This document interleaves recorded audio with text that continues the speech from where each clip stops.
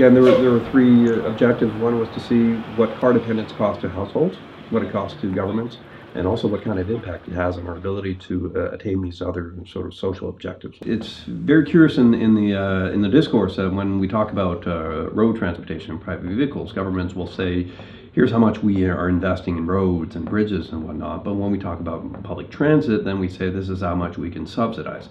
Really, all forms of transportation are subsidized, and what governments need to do is recognizing how much they are subsidizing each.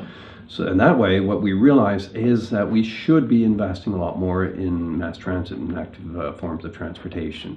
And if we do that, that should improve the level of service.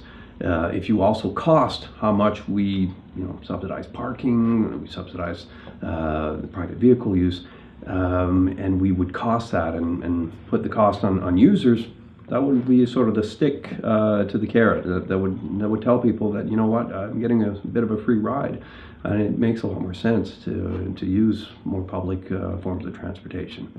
Now, we recognize that in jurisdictions like New Brunswick, there's a lot of rural and less dense jurisdictions where maybe transit is not viable, but there's a lot of shared transportation initiatives in rural New Brunswick that are fledgling and that are dealing with all kinds of financial and regulatory issues, exorbitant insurance costs, etc. And if governments were mindful of how, the value of that service, they would, be able to say, well, you know what, we should be able to subsidize to this amount because that's the proportion that we're subsidizing private vehicle use.